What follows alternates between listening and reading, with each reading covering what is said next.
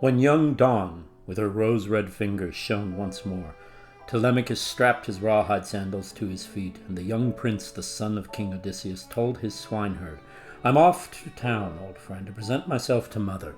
She'll never stop her bitter tears in mourning till she sees me face to face. And for you I have some orders. Take this luckless stranger to town so he can beg his supper there, and whoever wants can give the man some crumbs and a cup to drink." "My friend," subtle Odysseus broke in, "I've no desire myself to linger here. Better that beggars cage their meals in town than in the fields. Some willing soul will see me to my needs. Go on, then. This man will take me." At that Telemachus strode down through the farm in quick, firm strides, brooding death for the suitors. And once he reached his well-constructed palace, propping his spear against a sturdy pillar and crossing the stone threshold, in he went. His old nurse was the first to see him, Euryclea, just spreading fleeces over the carved inlaid chairs. Tears sprang to her eyes. She rushed straight to the prince as the other maids of the great Odysseus flocked around him, hugged him warmly, kissed his head and shoulders.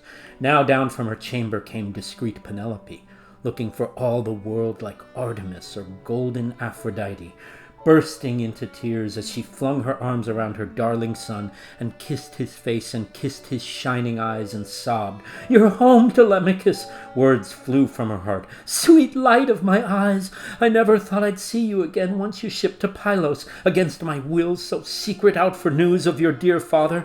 Quick, tell me, did you catch sight of the man? Meet him, what?" "Please, mother," steady Telemachus replied, "don't move me to tears. Don't stir the heart inside me. I've just escaped from death, sudden death. No, bathe now. Put on some fresh clothes.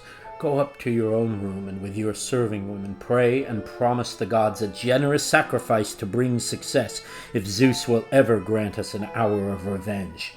Words to that mark left his mother silent. She bathed now, put on some fresh clothes, prayed, and promised the gods a generous sacrifice to bring success, if Zeus would ever grant the hour of their revenge. Spear in hand, Telemachus strode on through the hall a doubt, and a pair of sleek hounds went trotting at his heels. Athena lavished a marvelous splendor on the prince, so the people all gazed in wonder as he came forward. The swaggering suitors clustered, milling round him, welcome words on their lips, but murder in their hearts. But just then Piraeus, the gallant spearman and friend of Telemachus, approached, leading the stranger Telemachus had brought through the town and out into the meeting grounds. Telemachus, not hanging back, went right up to greet his friend Theoclymenos, his guest, but Piraeus spoke out first. "Quick now, Telemachus, send some women to my house to retrieve the gifts that Menelaus gave you." "Wait, Piraeus," wary Telemachus cautioned. "We've no idea how all this will go. If the brazen suitors cut me down in the palace off guard and carve apart my father's whole estate, I'd rather you yourself or one of his friends here keep those gifts and get some pleasure from them. But if I can bring down slaughter on that crew, you send the gifts to my house and we'll share the joy."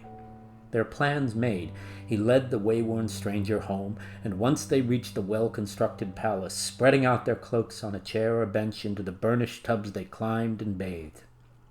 When women had washed them, rubbed them down with oil, and drawn warm fleece and shirts around their shoulders, out of the bath they stepped and sat on high-backed chairs.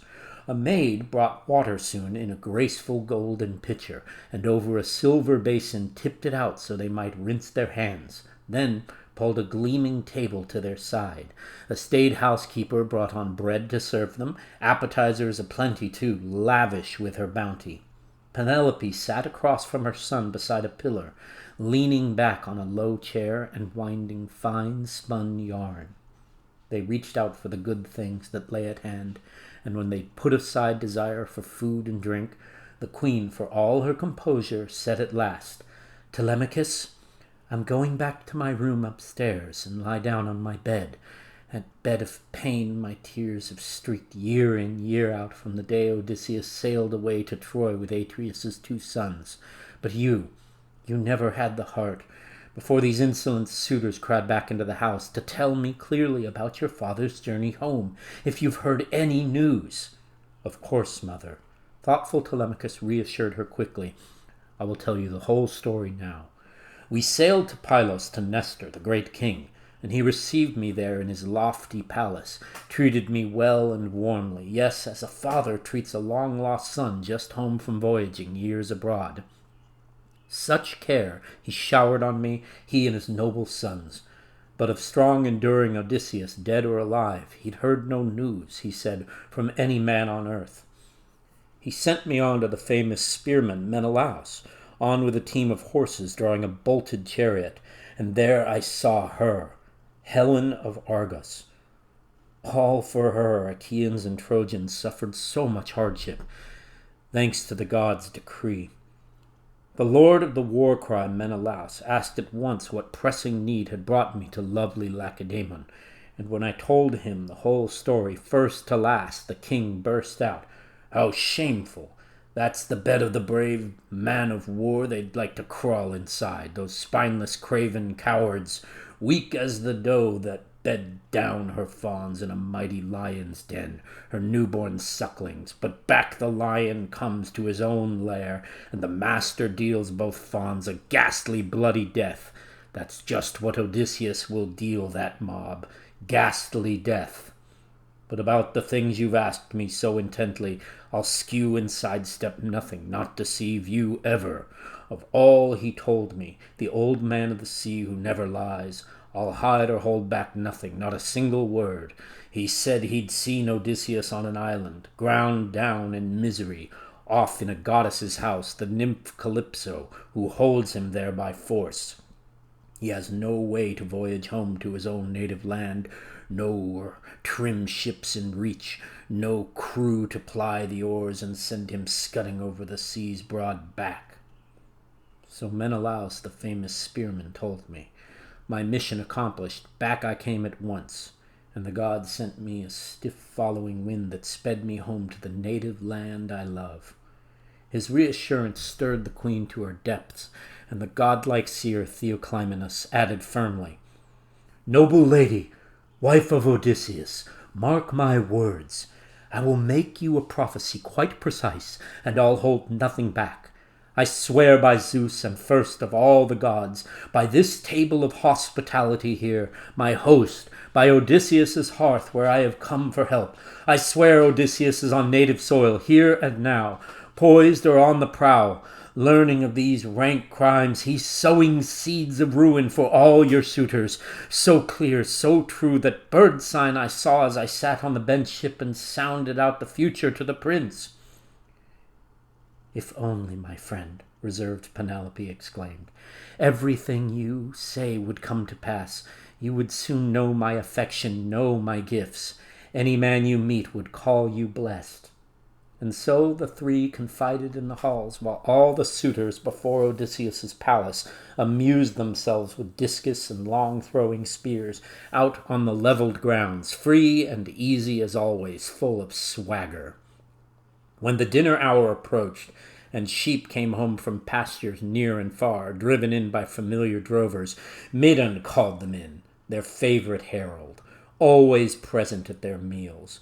"My young lords, now you've played your games in your heart's content, come back to the halls so we can fix your supper. Nothing's better than dining well on time."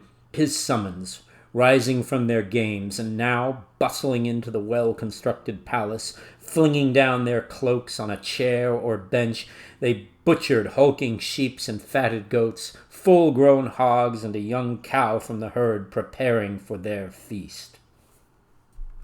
At the same time, the king and his loyal swineherd geared to leave the country for town. Eumaeus, foreman of the men, set things in motion. "Friend, I know you're keen on going down to town today, just as my master bid, though I'd rather you stay here to guard the farm. But I prize the boy. I fear he'll blame me later. A dressing down from your master is hard to bear. So off we go now." "I know. I see your point," the crafty man replied. "There's a sense in this old head. So let's be off, and from now on you lead me all the way." With that, he flung his beggar's sack across his shoulders, torn and tattered, slung from a fraying rope. Eumaeus gave him a staff that met his needs. Then the two moved out, leaving behind them dogs and a herdsman to stay and guard the farm. And so the servant led his master toward the city, looking for all the world like an old and broken beggar hunched on a stick, his body wrapped in shameful rags. Down over the rugged road they went, till hard by town they reached the stone-rimmed fountain running clear where the city people came and drew their water. Here Dolius' son, Melanthius, crossed their path, herding his goats with a pair of drovers' help, the pick of his flocks to make for the suitors' meal. As soon as he saw them there, Melanthius broke into a flood of brutal, foul abuse that made Odysseus' blood boil. "Look!" he sneered. "One scum nosing another scum along. Dirt finds dirt by the will of God. It never fails. Stinking pig boy! Where do you take your filthy swine, this sickening beggar who licks the pot at feasts? Hanging round doorposts, rubbing his back, scavenging after scraps. No heroes' words and cauldrons not for him. Hand him over to me. I'll teach him to work. Oh, no. He's learned his lazy ways too well. He's got no itch to stick to good hard work. He'd rather go scrounging around the countryside begging for crusts to stuff his greedy gut. Let me tell you, so help me, it's the truth. If he sets foot in King Odysseus' royal palace, salvos of footstools flung at his head by all those lords will crack his ribs as he runs the line of fire through the house." Wild, reckless taunts. And just as he passed Odysseus, the idiot lurched out with a heel and kicked Odysseus' hip. But he couldn't knock the beggar off the path. Odysseus stood his ground so staunchly. Odysseus was torn. Should he wheel with his staff and beat this scoundrel senseless, or hoist him by the midriff, split his skull on the rocks? He steeled himself instead. His mind was in full control. But Eumaeus glared at the goat-herder, cursed him to his face, then lifted up his hands and prayed his heart out.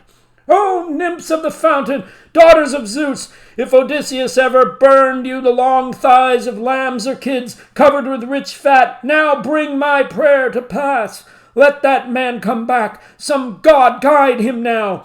He'd toss to the winds the flashy show you make, Melanthius, so cocksure, always strutting around the town while worthless field hands leave your flocks a shambles." "Listen to him," the goat-herder shouted back. "All bark and no bite from the vicious mutt. Just let Apollo shoot Telemachus down with his silver bow today in the halls, or the suitors snuff out his life. As sure as I know the day of the king's return is blotted out, the king is worlds away." With his parting shot, he left them trudging on and went and reached the royal house in no time. Slipping in, he took his seat among the suitors, facing Eurymachus, who favored him the most. The carver set before him his plate of meat. A staid housekeeper brought the man his bread. And now at last the king and loyal swineherd, drawing near the palace, halted just outside as the lyre's rippling music drifted around them, Phemius striking up a song for assembled guests, and the master seized his servant's hand, exclaiming, "Friend, what a noble house! Odysseus' house this must be. There's no mistaking it.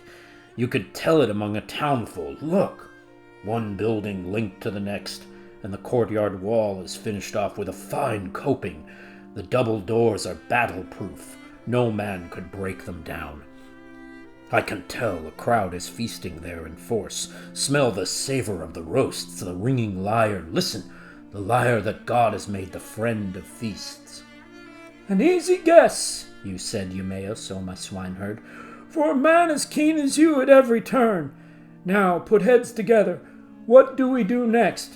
Either you're the first one into the palace, mix with the suitors, and leave me where I am. Or, if you like, stay put, and I'll go first myself. Don't linger long. Someone might spot you here outside and knock you down or pelt you. Mark my words, take care." The man who'd borne long years abroad replied, "Well I know. Remember, there's sense in this old head. You go in, you first, while I stay here behind. Stones and blows and I are hardly strangers.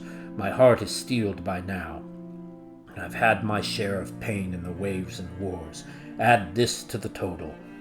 Bring any trial on. Now, as they talked on, a dog that lay there lifted up his muzzle, pricked his ears.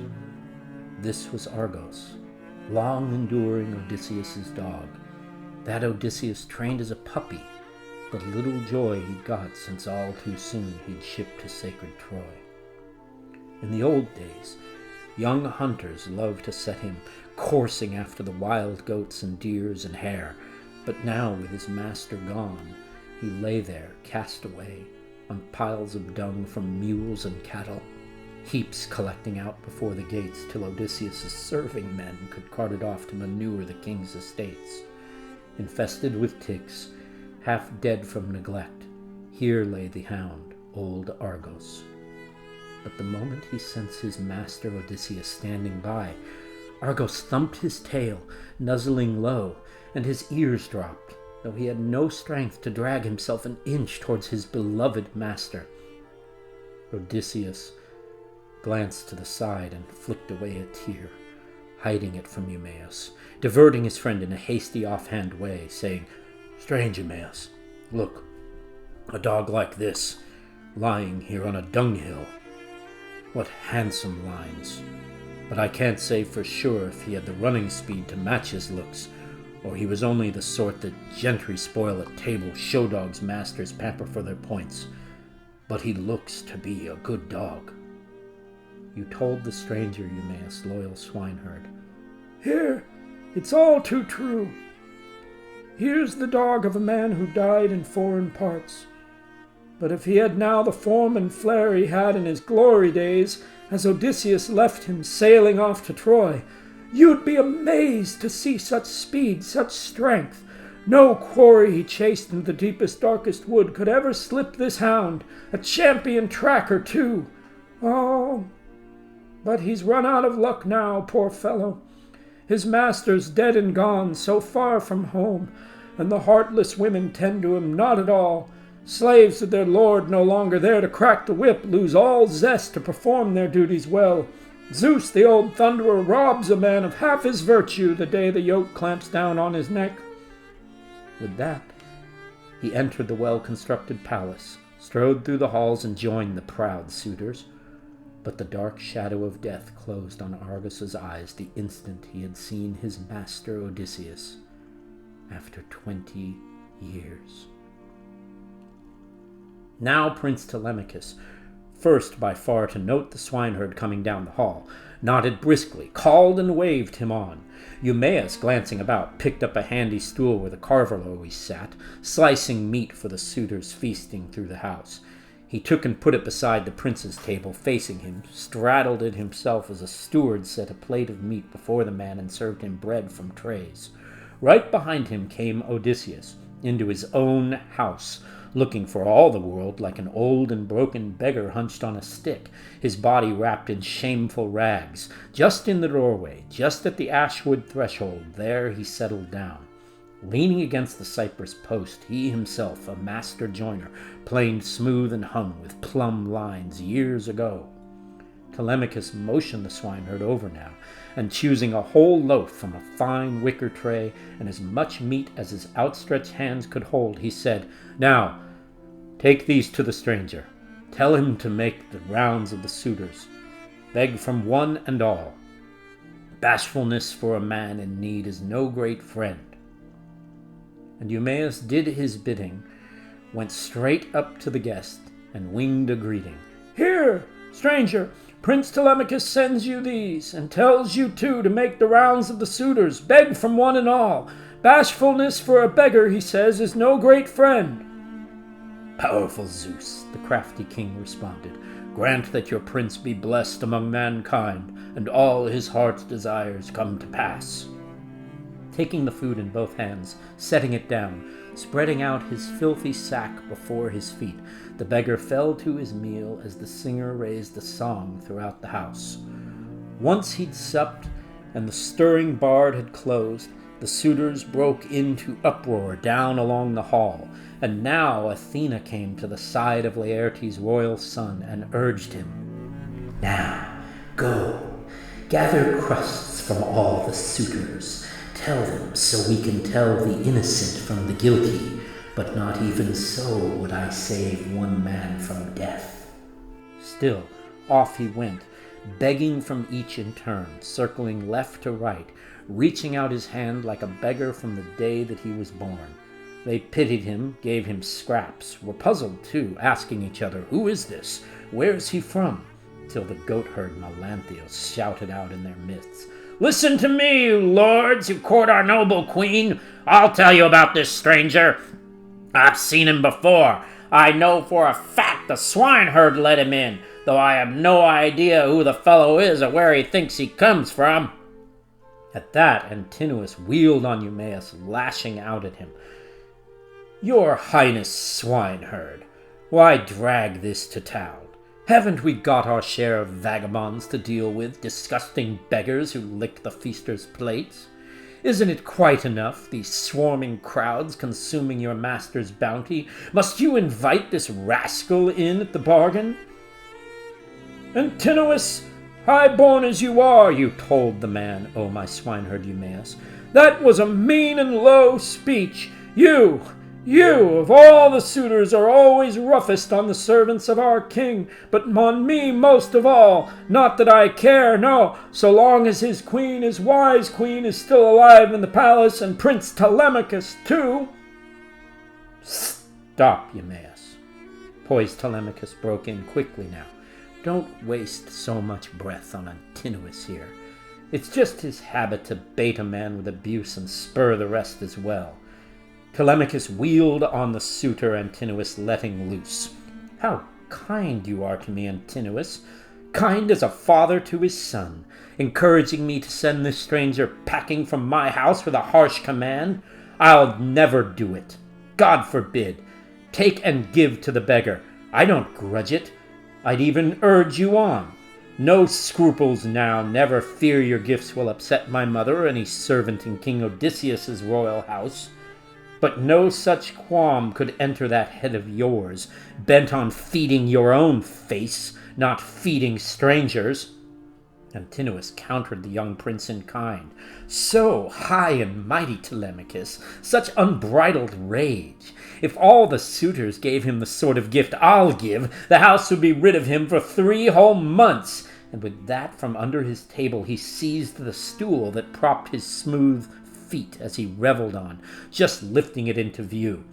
But as for the rest, all gave to the beggar, filled his sack with handouts, bread and meat, and Odysseus seemed at the point of getting back to his door-sill, done with testing the suitors, home free himself when he stopped beside Antinous, begging face to face. "Give me a morsel, friend. You're hardly the worst Achaean here, it seems. The noblest one, in fact. You look like a king to me. So, you should give a bigger crust than the rest, and I will sing your praises all across the earth. I, too, once lived in a lofty house that men admired, rolling in wealth. I'd often give to a vagabond like myself, whoever he was, whatever need had brought him to my door. And crowds of servants I had, and lots of all it takes to live the life of ease, to make men call you rich. But Zeus ruined it all.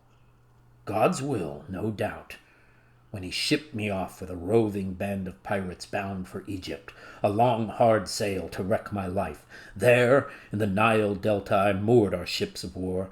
God knows I ordered my trusty crew to stand by, but swept away by their own reckless fury, the crew went berserk. They promptly began to plunder the lush Egyptian farms, dragged off the women and children, killed the men. Outcries reached the city in no time. Stirred by shouts, the entire town came streaming down at the break of day, filling the river plain with chariots, ranks of infantry, and the gleam of bronze. Zeus, who loves the lightning, flung down murderous panic on all my men at arms. No one dared to stand his ground and fight.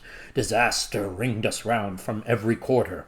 Droves of my men they hacked down with swords, led off the rest alive to labor as slaves. Myself, they passed me on to a stranger come their way, to ship me to Cyprus, and from there I sailed here to Ithaca, just as you see me now, ground down by pain and sorrow. Good God Almighty! Antinous cut the beggar short. What spirit brought this pest to plague our feast? Back off! Into the open, clear of my table, or you'll soon land in Egypt, Cyprus, to break your heart. What a brazen, shameless beggar, scrounging food from each man in turn. And look at their handouts, reckless, never a qualm, no holding back, not when making free with the next man's goods. Each one's got plenty here. Pity, pity, the wry Odysseus countered, drawing away. No sense in your head to match your handsome looks. You'd grudge your servant a pinch of salt from your own larder. You, who lounges at the next man's board, but lacks the heart to tear a crust of bread and hand it on to me, though there's God's plenty here. Boiling over, Antinous gave him a scathing look and let fly. Now you won't get out of the hall unscarred, I swear, not after such a filthy string of insults. And with that he seized the stool and hurled it. Square in the back it struck Odysseus, just under the right shoulder. But Odysseus stood up against it, steady as a rock, unstaggered by Antinous's blow. He just shook his head, silent, his mind churning with thoughts of bloody work. Back he went to the door-sill now, crouched, and setting down his sack about to burst, he faced the suitors, saying, "Hear me out, you lords who court the noble queen. I must say what the heart inside me urges. There's nothing to groan about, no hurt when a man takes a blow as he fights to save his own possessions, cattle or shining flocks. But Antinous struck me all because of my good-for-nothing belly, that curse that makes such pain for us poor men. But if beggars have their gods and furies too, let Antinous meet his death before he meets his bride." "Enough! Enough, stranger!" Antinous volleyed back. "Sit there and eat in peace, or go get lost. Or else, for the way you talk, these young men will drag you up and down the halls by your hands or feet until you're skinned alive." Naked threats, for the rest were now outraged, even those brash suitors. One said to another, "Look, Antinous, that was a crime. Strike a luckless beggar. Your fate is sealed if he's some god from the blue, and the gods do take on the look of strangers dropping in from abroad, disguised in every way as they roam and haunt our cities, watching over us." So they warned, but Antinous paid them no heed. And the anguish welled up in Telemachus's breast for the blow his father took. Yet he let no tears go rolling down his face. He just shook his head silent, his mind churning with thoughts of bloody work. But then, when cautious Queen Penelope heard how Antinous had struck the stranger, there in the hall she cried out, with her serving women around her, "May Apollo the archer strike you just as hard!" And her housekeeper Eurynome added quickly, "If only our prayers were granted, then not one of that lot would live to see dawn climb her throne tomorrow."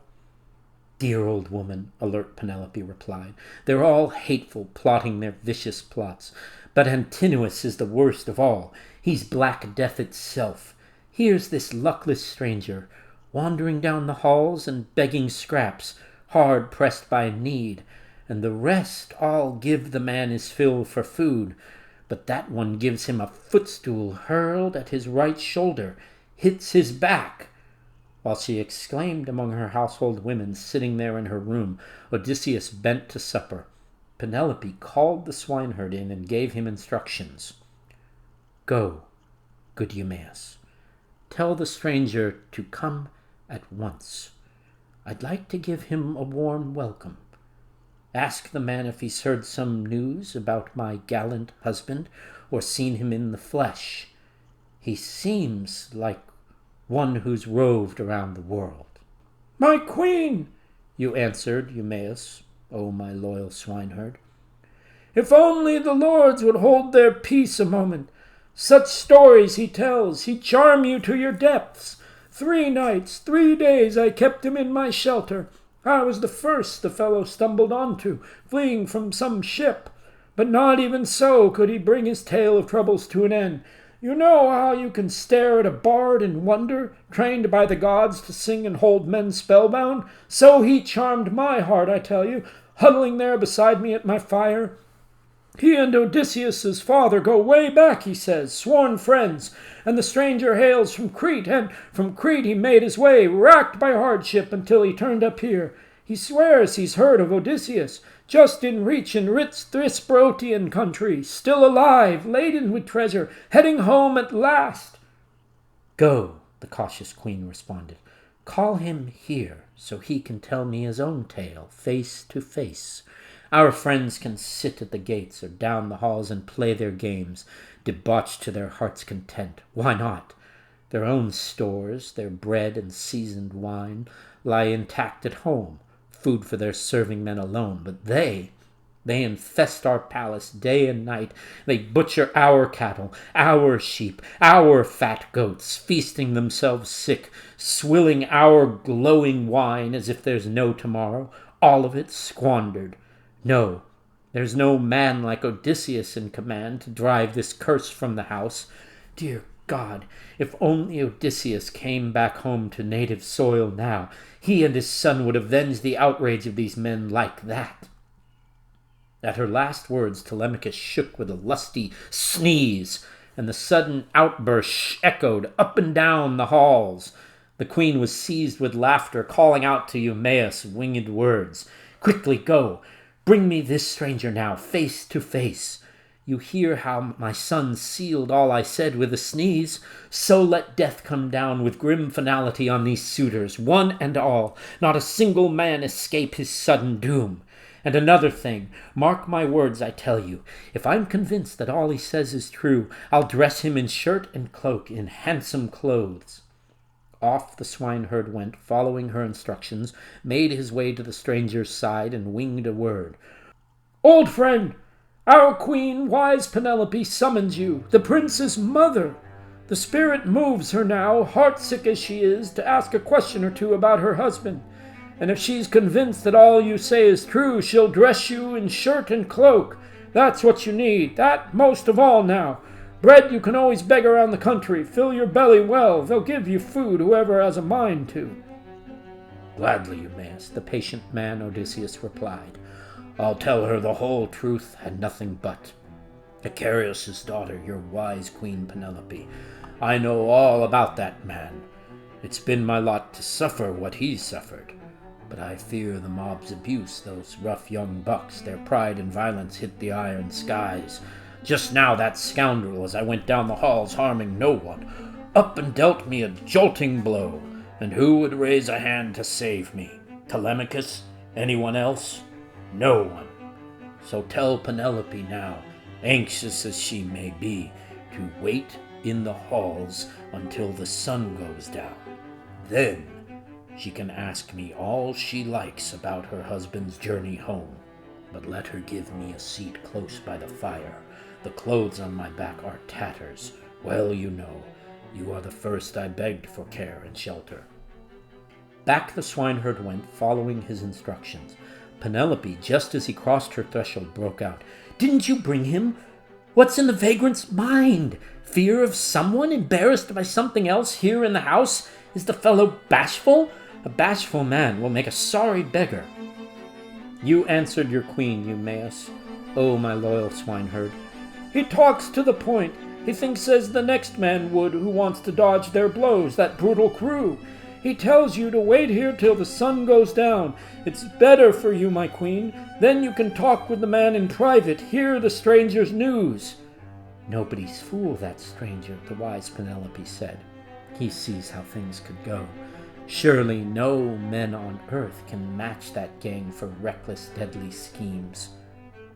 So she agreed, and now Mission accomplished, back the loyal swineherd went to mix with the suitors. Moving next to the prince, he whispered a parting word, their heads close together so no one else could hear. "Dear boy, I must be off to see to the pigs and the whole farm. You're living, mine as well. You're the one to tend to all things here. Look out for your own skin first. Do take care, you mustn't come to grief. Crowds of your own countrymen plot your death. Let Zeus wipe out the lot before they kill us all." The canny prince replied, "Right you are, old friend. Now off you go, once you've had your supper. But come back bright and early. Bring some good sound boars for slaughter. Yes, I'll tend to all things here, I and the deathless gods." And the swineherd sat down again on his polished stool, and once he'd supped and drunk to his heart's content, back he went to his pigs, leaving the royal precinct still filled with feasters, all indulging now in the joys of dance and song. The day was over. Dusk was falling fast.